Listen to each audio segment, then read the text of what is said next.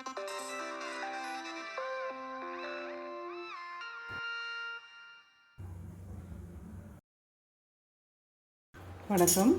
இன்றைக்கி நம்ம ஸ்வீட் வைப்ஸில் என்ன பார்க்க போகிறோன்னா தேங்காய் பர்ஃபி பண்ண போகிறோம். இந்த தேங்காய் பர்ஃபிக்கு வந்து நான் ஒரு 2 தேங்காய் வந்து உடச்சிட்டு என்ன பண்ணிட்டேன்னா ஃப்ரீசரில் வச்சுட்டேன். அந்த தேங்காவை வச்சுட்டு அடுத்த நாள் வந்து காலம்பரை நீங்கள் தண்ணியில் முக்கி எடுத்துடலாக்கா அந்த ஒரு கத்தியால் நம்ம ஓரத்தை அப்படியே எடுத்தோன்னாக்க அப்படியே வந்துடும். அந்த ப்ரௌனாக இருக்குது பார்த்தீங்களா, அந்த பார்ட்டு வந்து அது அப்படியே அதில் ஸ்டே ஆகிடும். அப்படியே அந்த வெள்ளையாக தேங்காய் அப்படியே வந்துடும். அதை நம்ம அப்புறம் துண்டம் போட்டு மிக்சியில் வந்து நல்லா இந்த மாதிரி பூ மாதிரி அரைச்சி வச்சுருக்கேன். இது நான் ஃப்ரீசரில் தான் வச்சுருந்தேன் தேங்காய். நான் நல்ல விளைன்னு இருக்குது பாருங்கோ. இது கடலமாவு ஒரு கப் எடுத்து வச்சுருக்கேன். நெய் தேவையான அளவு நெய் ஊற்றிக்கலாம். கடலமாவு வந்து ஒரு பைண்டிங்க்கு நல்ல வாசனையாக இருக்கும் தேங்காய் பர்ஃபி. அதுக்கு அப்புறம் வந்து முந்திரி பருப்பு பாதாம் பருப்பு வந்து இந்த கேக்கு மேலே அந்த தேங்காய் பர்ஃபி மேலே போடுறதுக்கு எடுத்து வச்சுருக்கேன். அப்புறம் சர்க்கரை. இது எப்படின்னாக்க இந்த வந்து 1 கப்பு தேங்காய் எடுத்துட்டா 1.5 கப்பு 1.25 to 1.5 கப்பு சர்க்கரை எடுத்துட்டா சரியாக இருக்கும். இதில் வந்து நான் வந்து குங்குமப்பூ எடுத்து வச்சுருக்கேன். கொஞ்சம் சிட்டிகை வந்து பச்சை கற்பூரம், ஏலக்காய் இதெல்லாம் பொடி பண்ணி இதில் வச்சுருக்கேன். ட்ரே எடுத்து வச்சுருக்கேன். இதில் வந்து நெய் தடவி நம்ம வந்து பர்ஃபி கொட்டுறதுக்கு ரெடி பண்ணி வச்சுருக்கேன்.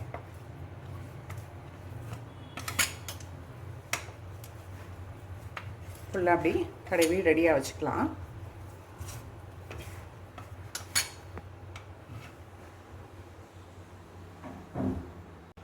வாணலியில் ஃபஸ்ட்டு நெய் ஊற்றிக்கலாம். இந்த முந்திரி பருப்பு பாதாம் பருப்பெல்லாம் வறுத்துன்ட்டு கடல மாவு போட்டு வறுத்துக்கலாம்.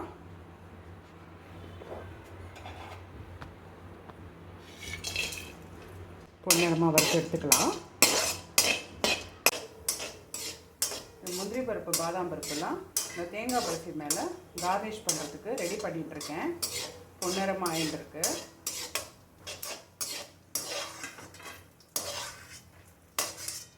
இது கொஞ்சம் இருந்தால் பரவாயில்ல.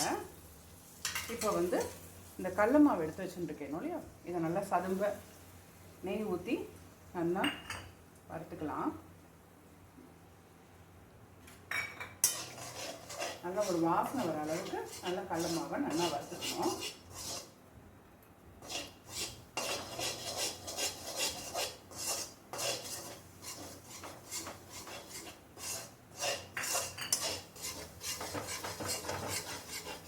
பச்சை வாசனை போக கடல மாவை ஒரு வறுத்துக்கணும். இப்படி தண்ணி எடுத்து இப்படி தொட்டு பார்த்தா அது வந்து சரசரன்னு சத்தம் கேட்கும். அதுதான் வந்து கடல மாவு வறுப்பட்டதுக்கான பதம். நல்ல மணமாக இருக்கும். அது வறுக்கும் போதே தெரியும் நம்மளுக்கு மணம். என்ன பதம்னா இப்படி எடுத்து ஒரு சரசரன்னு சத்தம் கேட்கும். சரியாக இருக்குது. இந்த ஸ்டேஜில் இப்போ இந்த சர்க்கரையை போட்டுக்க போகிறேன். நான் போட்டுண்டாச்சு. சர்க்கரை கொஞ்சம் மெல்ட் ஆனோடனே இந்த கடல மாவு வந்து இதில் வந்து ஈவனாக கரையும். அந்த ஸ்டேஜில் நான் இதை ஃப்ரீசர்லேருந்து தான் எடுத்து தேங்காவை எடுத்து வச்சுருக்கேன். நான் தண்ணியெல்லாம் விட போகிறதில்ல. அப்படியே இந்த தேங்காவையும் அதில் போட்டு இந்த லம்ஸ் இல்லாமல், இந்த கடல மாவோட லம்ஸ் இல்லாமல் நம்ம தேங்காவை போட்டுக்கலாம். எவ்வளோ வேணுமோ தேவையான அளவு. அந்த சொன்னேன் இல்லையா, இப்போ இந்த ஒரு பங்கு நம்ம எடுத்துட்டோம்னா அந்த அளவுக்கு நான் எடுத்துக்க போகிறேன்.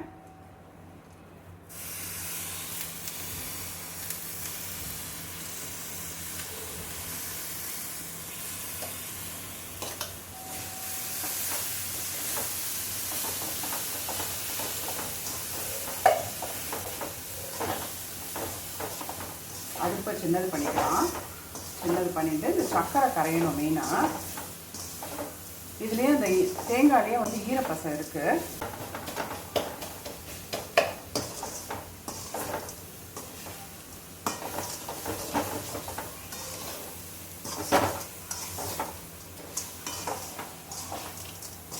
சர்க்கரை போட்டாச்சு, தேங்காய் போட்டாச்சு.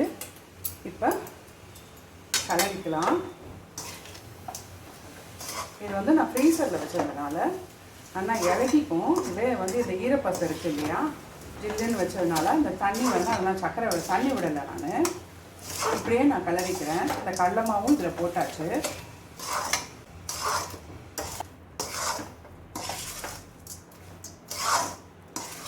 பார்த்து எல்லாம் தெரியும், நான் தண்ணியெல்லாம் விடலை.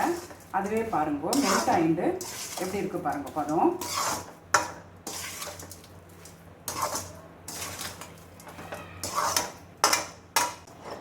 சர்க்கரை கொஞ்சம் கரைஞ்ச உடனே நம்ம நெய் ஊற்றிக்கலாம். நம்ம பாகெல்லாம் வச்சுக்கலாம். நம்ம டைரெக்டாக பண்ணிட்டோம். ஒன்று கவனமாக இருக்க வேண்டியது, நம்ம கை விடாமல் அது கலரிட்டு இருக்கணும். அதுதான் மெயின். சர்க்கரை கரையணும்.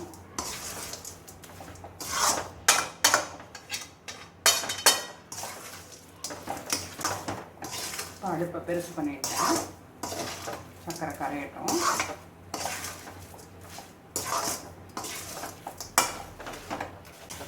சர்க்கரை கரைஞ்சிட்டு ஓரம்னா வந்து பூத்துக்கிற மாதிரி ஆகுது பாருங்க பதம். கொஞ்சம் நல்லா சர்க்கரை கரையணும், அதுதான் மெயின். நம்ம இந்த ஸ்டேஜில் நெய் ஊற்றிக்கலாம். கொஞ்சம்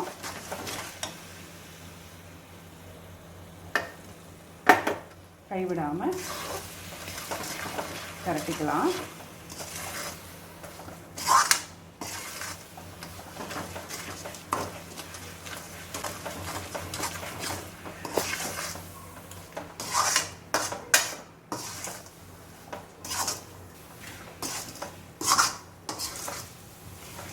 வந்து பூத்துக்கிறது தான், ஓரத்தில் பூத்துக்கும், அதுதான் பதம்.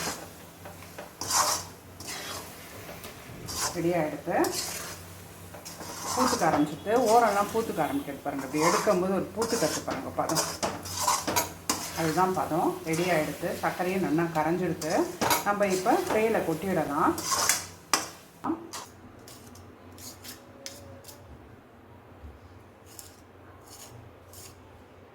இந்த மாதிரி ஒரு டபரால் நெய்யை தடவிண்டு நம்ம இதை ஈவனாக ஸ்ப்ரெட் பண்ணி விடலாம்.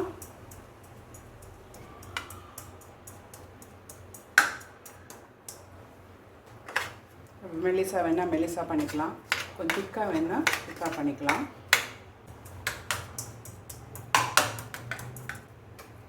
இது அப்படியே கொஞ்சம் ஆற விடலாம். இது மேலே நம்ம கார்னிஷ் பண்ணிடலாம். அப்போ அதெல்லாம் போட்டு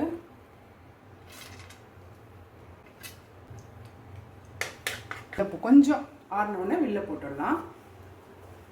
என்ன சைஸ் வேணுமோ நம்ம போட்டுக்கலாம். ரெடி பண்ணி வச்சுட்டோன்னா ஆறினோடனே நம்ம எடுத்துக்கலாம்.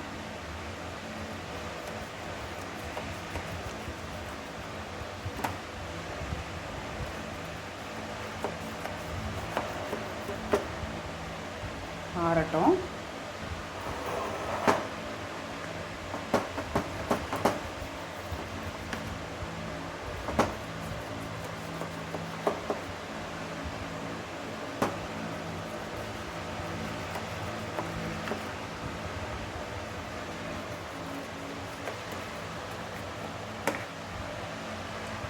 ஆறினோன்னு நான் உங்களுக்கு எடுத்துகிட்டு காமிக்கிறேன். கீயும் கடல மாவு வாசனையும் ரொம்ப நல்லா இருக்குது. இப்போ வெளியே எடுத்து பார்க்கலாம்.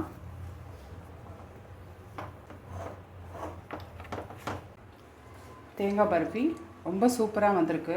பொரன்னு அந்த சர்க்கரை மேலிட ரொம்ப நல்லா வந்திருக்கு தேங்காய் பர்ஃபி. கொஞ்சம் ஆறினா இன்னும் நல்லாயிருக்கும். நான் உங்களுக்கு எடுத்து காமிக்கிறதுக்கோசரம் நான் இப்போ எடுத்திருக்கேன். இது நம்ம வீட்டில் சின்னது கூட பண்ணிக்கலாம்.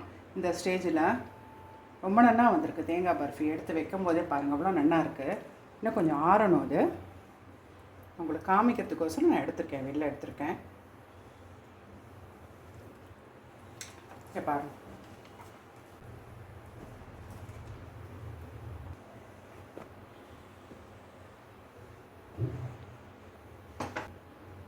உங்களுக்கு இந்த வீடியோ பிடிச்சிருந்ததுன்னா ஒரு லைக் பண்ணுங்க, ஷேர் பண்ணுங்க, சப்ஸ்கிரைப் பண்ணுங்க, கமெண்ட் பண்ணுங்க.